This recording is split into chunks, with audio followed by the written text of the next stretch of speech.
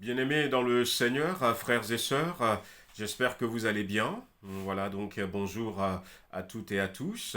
Je suis heureux de vous retrouver à l'écoute de cette vidéo.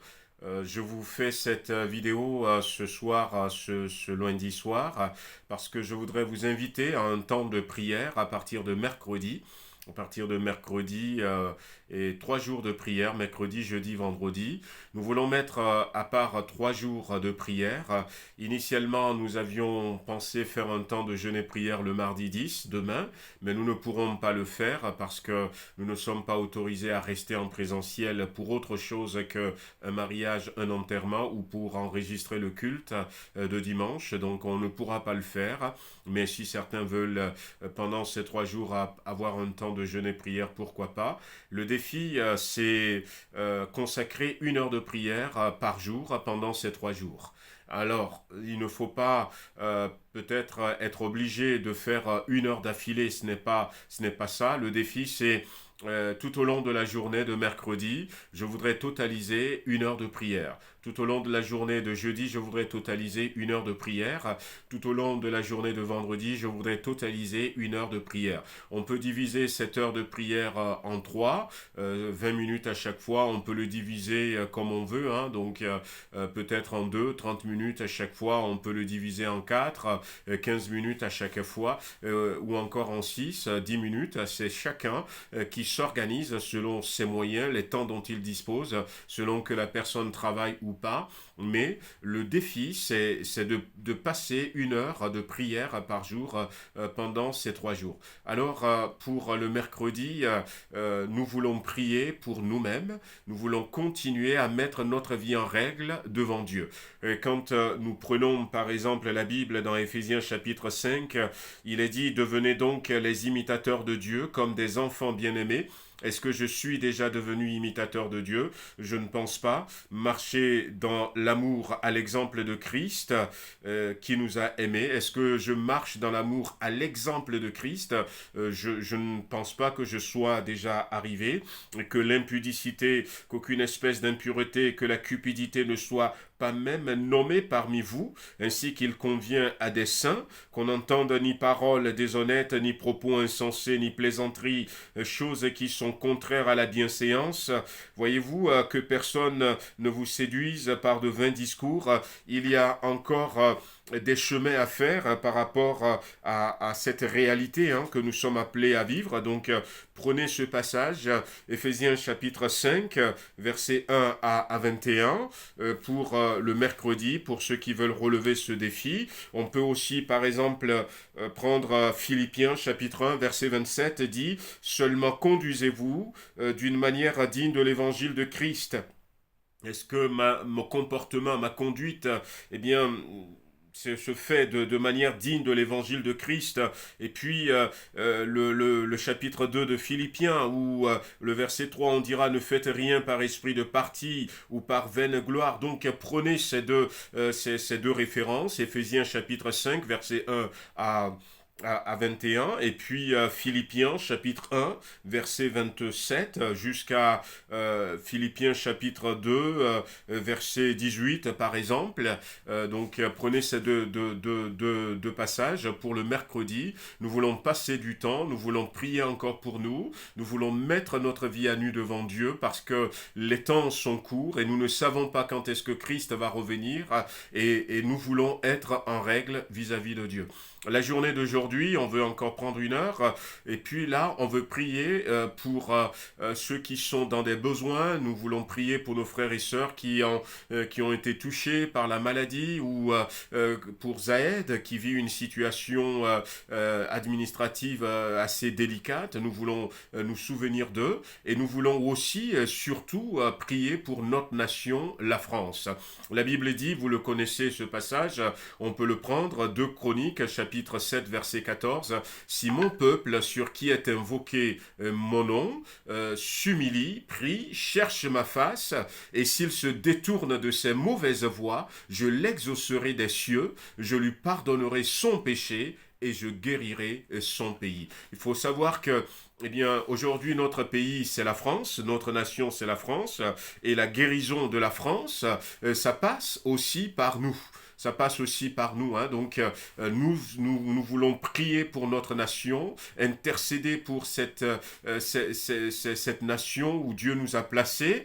Et puis, surtout, hein, donc, on a quelques rapports, quelques réalités, non pas simplement ce qu'on nous dit sur le terrain. Un frère qui nous a appelé à dire qu'au cours de la première vague, il n'y a eu aucun décès dans l'hôpital où il travaille, mais maintenant, ils étaient obligés d'avoir une deuxième salle de réanimation. Il y a tellement de personnes âgés qui sont décédés. Voilà, vous voyez, donc la réalité peut-être on ne le sait pas, mais la France a besoin de la grâce de Dieu et on peut prendre aussi, hein, donc pour ceux qui vont relever le défi le Joël chapitre 2, Joël chapitre 2 verset 12 à 17 où il est dit hein, maintenant encore dit l'Éternel revenez à moi de tout votre cœur et surtout le verset 17 qu'entre le portique et l'autel pleurent les sacrificateurs serviteurs de l'Éternel et qu'ils disent Éternel épargne ton peuple. Épargne ton peuple, ne livre pas ton héritage à l'opprobre, aux railleries des nations. Pourquoi dira-t-on parmi les peuples, où est leur Dieu? Donc des intercessions pour notre nation, pour notre territoire du Beaujolais, là où Dieu nous a placés, la ville de Villefranche, nous voulons ce jeudi passer 60 minutes, 1 heure de prière pour cette situation. Et le troisième jour, voilà, nous voulons prier pour le salut des âmes. Nous voulons d'abord penser à nos bien-aimés qui ne sont pas encore sauvés.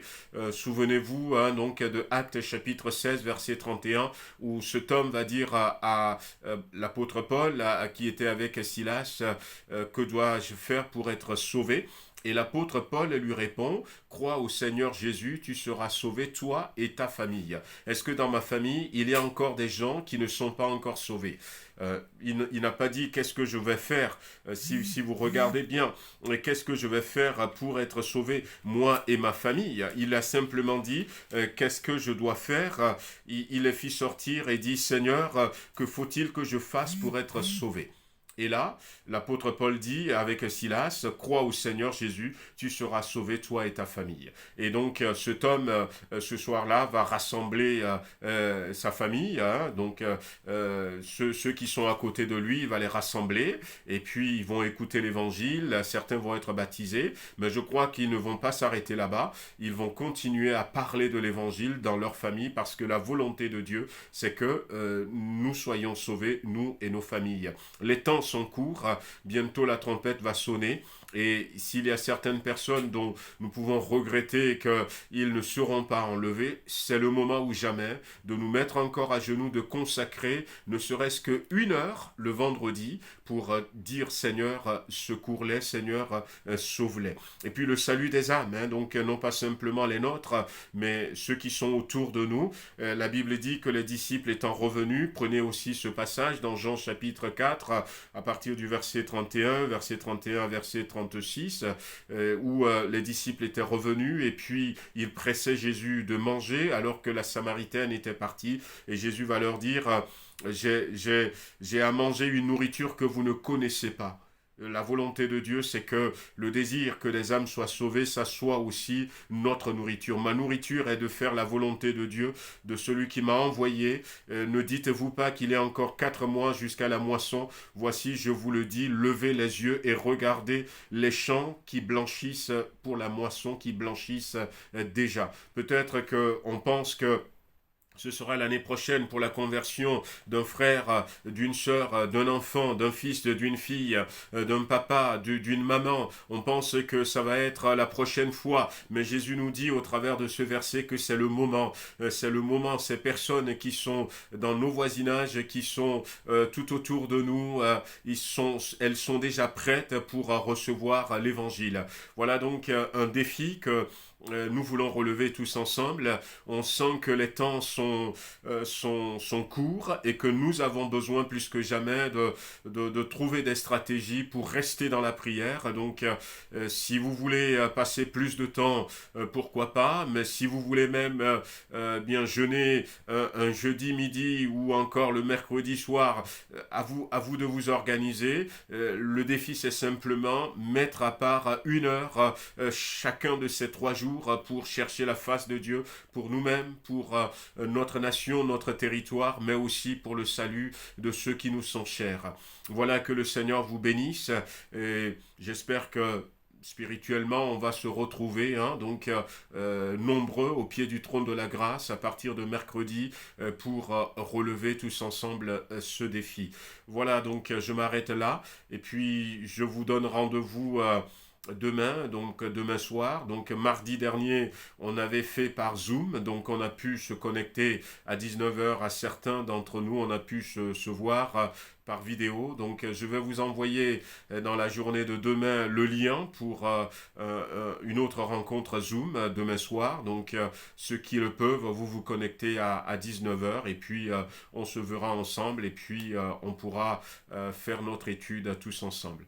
Que le Seigneur vous bénisse, bien-aimés, et qu'il pose sa main sur vous, qu'il vous garde pendant toute cette semaine et qu'il donne à chacun d'entre vous, hein, donc de pouvoir relever ce défi de vivre de bons moments, des moments spirituels, des moments inspirés.